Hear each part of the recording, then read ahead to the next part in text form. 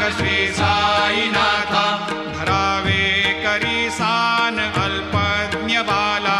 करावे अमाधन्य चुंबो निघाला मुखे घाल प्रेमे खरा ग्रास आता नमस्कार साष्टांग श्री साईनाथा सुरादेक ज्यांच्या पदा वंदिता ते शुकादेक ज्यांचे समानत्व देते प्रयागादि तीर्थे पदे नम्र होता